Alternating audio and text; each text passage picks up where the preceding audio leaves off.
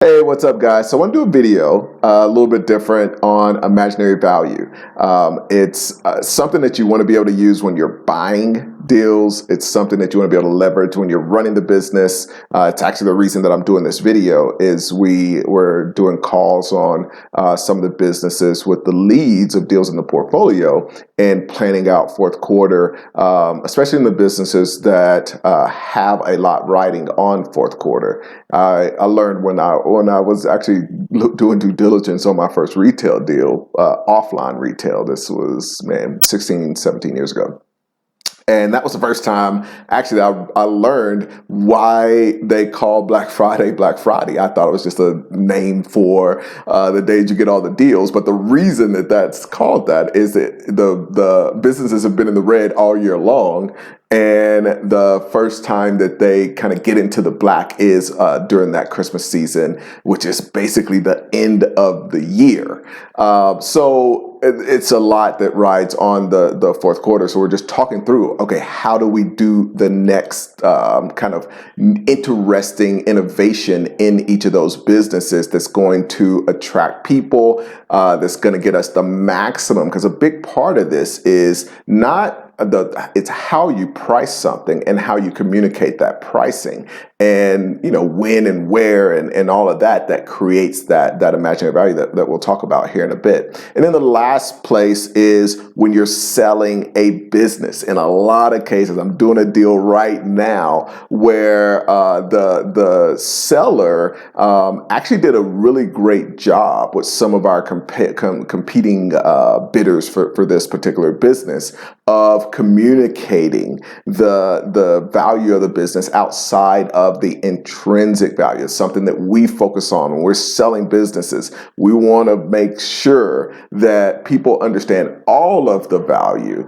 and whether that's potential, whether that's having the ability to live a certain lifestyle, whether it's future growth in the industry. There are all these things beyond just the intrinsic value that if you don't communicate in the sale of a business, it's not going to, you're not going to get paid for it. You have to be able to communicate those things. So let's talk a little bit about how we trigger these things in imagination and how we leverage them as a deal maker. Now, one of the things that's interesting, I look at this little picture that's behind me. I was looking at this when I was on the call with the guys. And, when you look at this, it's easy to imagine being in the woods. And we are the only animals that are able to do this. When a dog, my friend brings her dog over, the dog doesn't look at this and think about, I love the woods. I wish I were running around in the woods right now,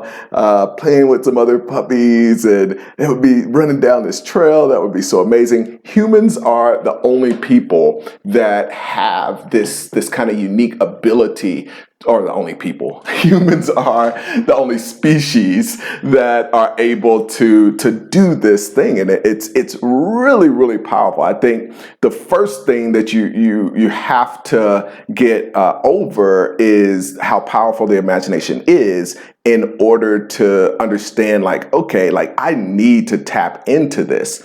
Now, one aspect of this is the placebo effect.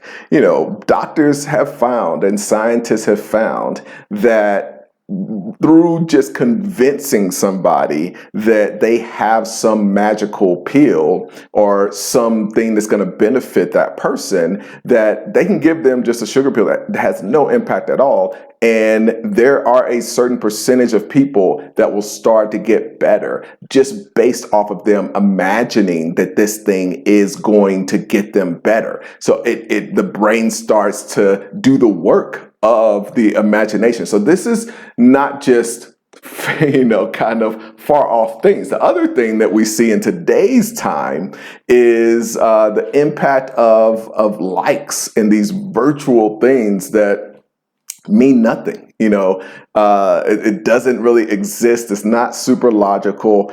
Somebody just says, hey, here's this platform. You can come on here and people are going to like it. And people really get a lot of fulfillment, a lot of happiness out of what essentially is imaginary value. And I think sometimes when, I talk about leveraging imaginary value, there's this gut reaction to, oh no, you're selling somebody something that is fake.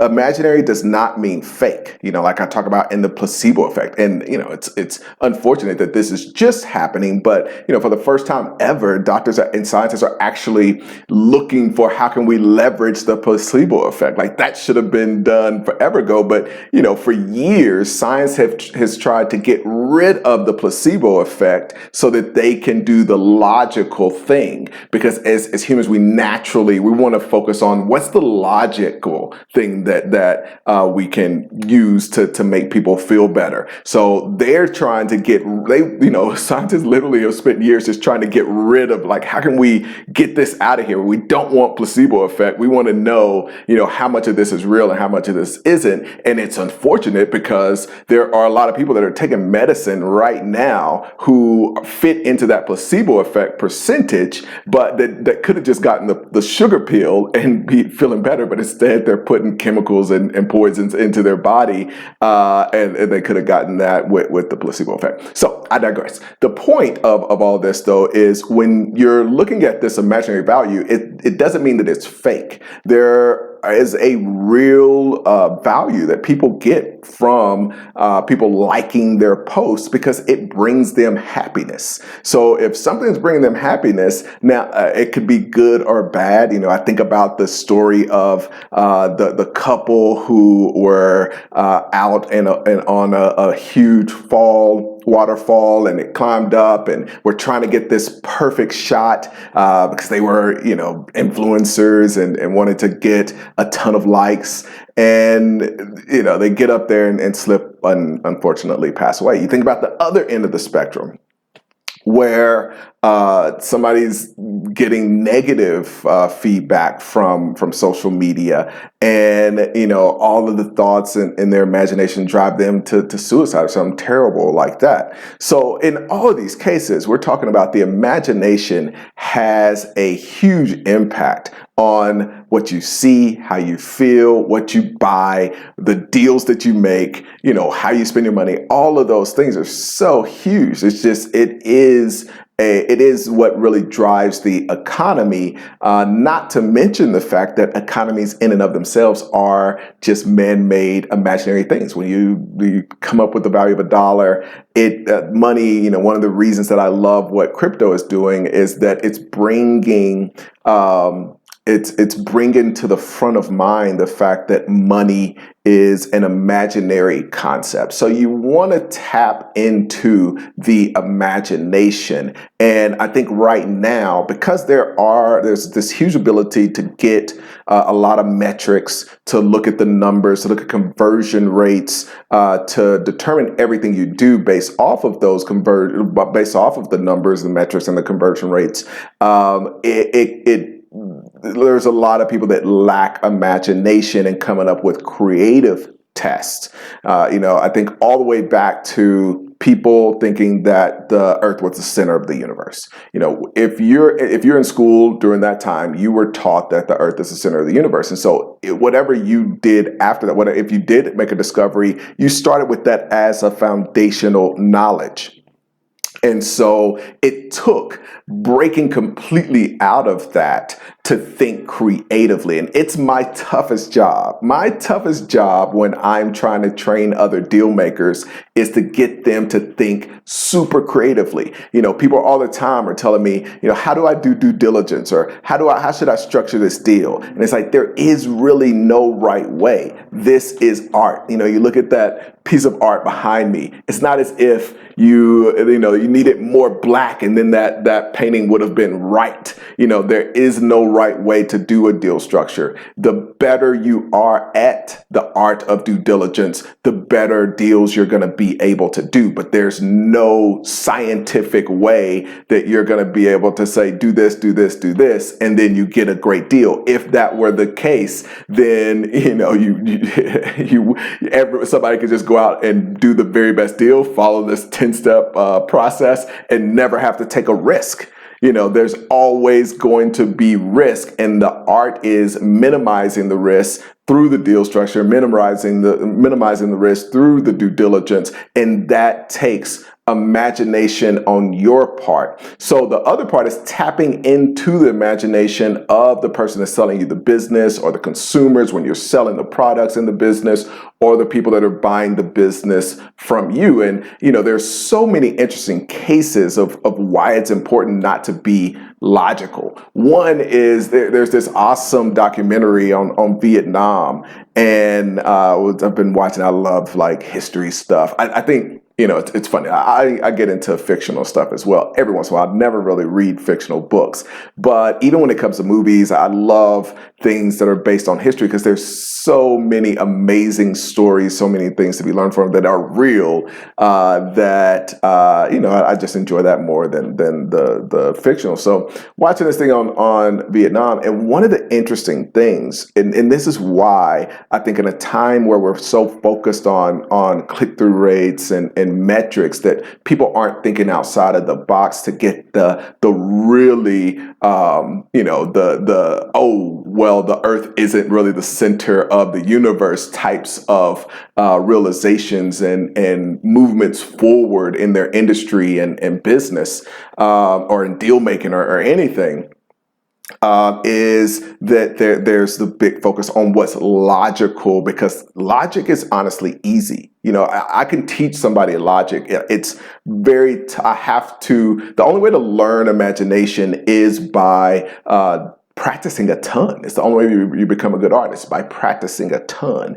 Now, in this documentary, they had a great example of this, and it talked about how, you know, when people on the ground, they were coming up with these metrics to see how well the U.S. was doing versus Vietnam. And if you've got all these people that are fighting a war and you want to come up with some metrics, one of the easiest metrics to figure out is body count. You know, how many people are we killing, versus how many of our people are they killing? And so, you know, after the army would kill a lot of people in the village, they would go through, they would count up the bodies. Now, unfortunately, in some of those villages, there would end up being you know, some innocent people, essentially.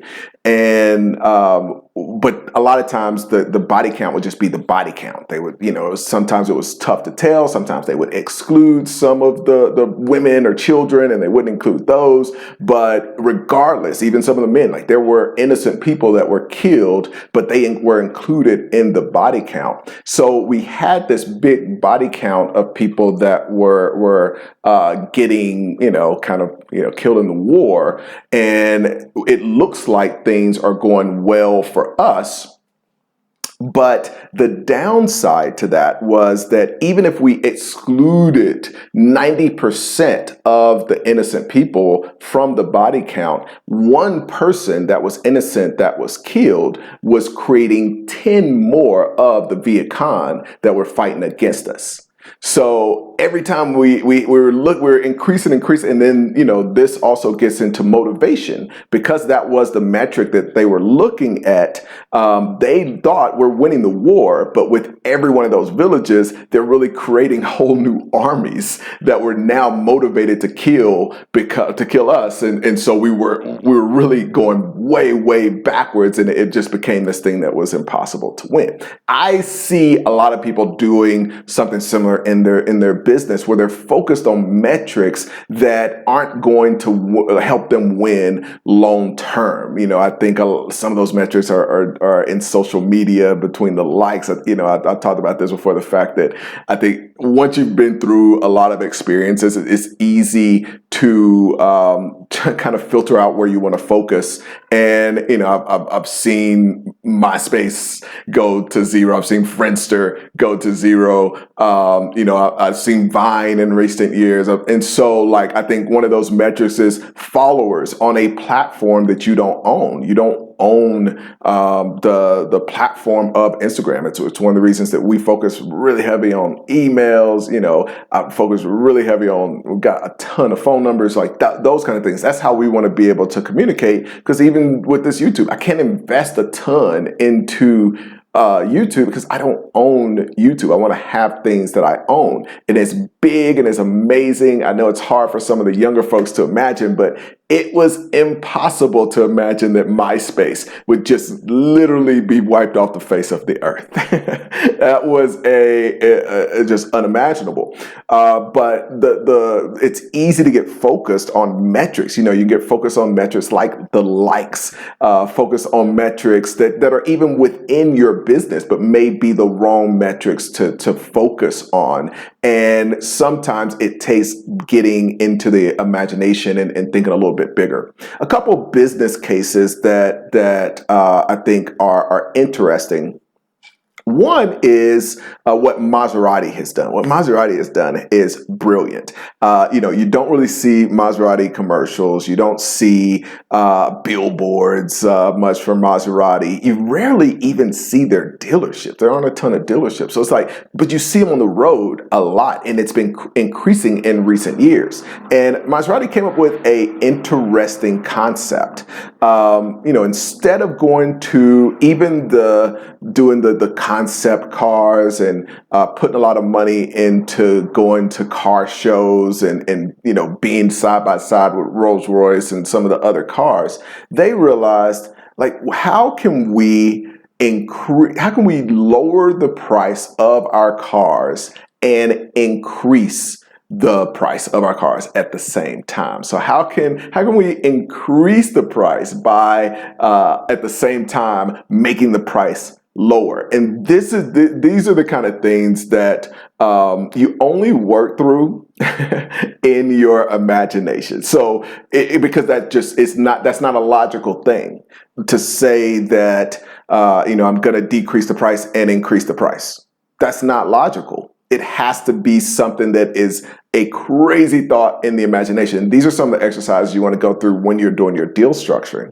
So how can you increase the price and decrease the price at the same time?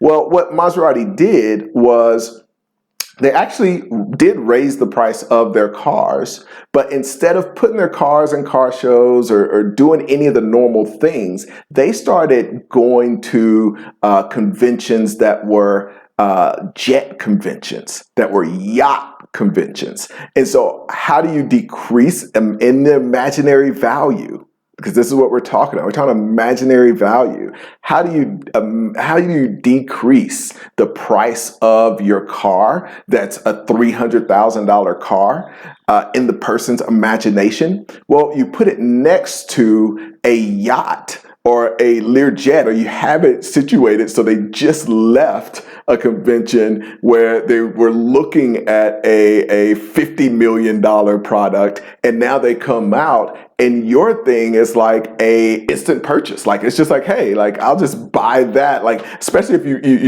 you did just buy one of those, and you're like, the other thing, I guess I do need a car. Like, to increase your spend for the day from 50 million to 50,300,000 is just a very quick upsell. That's just a press of the button on the upsell. And so these are the kind of things that I want you guys to start thinking about. And then even on a smaller level, like, we know psychologically that if somebody spends $100 on the product and they have to take the $100 out of their pocket and spend it on that, then they feel like they've spent a lot more money than if they swipe a card and spend the same amount of money on the exact same product. So this is something that is 100% in the imagination, because it's the same amount of money, it's the same product. Nothing's changed. It's just that they've had to take the money out and they see these green things that go across the table, or they just swipe. And that has much less value. So how you sell something is huge, and this comes into play into how you structure, because even when you're selling products, how you do the deal structuring of your products in your business is huge. We know that you can probably most likely make a lot more money if you sell that same $100 product for $200, but instead of trying to get it all up front, you let them swipe the card for $1 or 99 cents right now, and then you charge the $100 $30 or $200 or $199 30 days later. It's huge. It's for those old folks like me. You'll remember Columbia House. You give me a shout out if any of the old guys remember that. But they did an amazing job of that. It's like, who wants 10 CDs back when, dating myself even with that, who wants 10 CDs for 99 cents? And they gave you those, but then they upsold you or charged you later for those if you didn't do these certain things. So how you communicate these things is huge, and creatively thinking, doing those kind of mental exercises, which, we put together this list of just all these different things, but like that kind of thing. How do I increase the price of my product while also decreasing the price in terms of imaginary value? So think about these things. It's huge when it comes to thinking about how you do deal structuring when you're buying. It's huge when you're running the business, thinking about how you structure joint ventures with other potential partners. One of the exercises that we always do is, how can we get paid to have the expenses that we have in a business as opposed to paying those expenses? Is there a joint venture where we can give them some value and then we actually get paid to get whatever we need from them, and they still get some benefit out of what we need? And so those are the things that when you get into operating a business, it becomes valuable to leverage those deal maker skill sets and kind of insights that you can have in a business. And when you get into consulting for equity and some of these other things, just gets to be a lot of fun. Anyways, hope this video is valuable for you guys. Get you thinking out of the box. You leveraging this thing that is imaginary value. Obviously, this is a short video. This is a very big concept, but hopefully it's something that you can leverage in how you think about your businesses. Thanks so much for checking out the video. Be sure to subscribe if you like this stuff.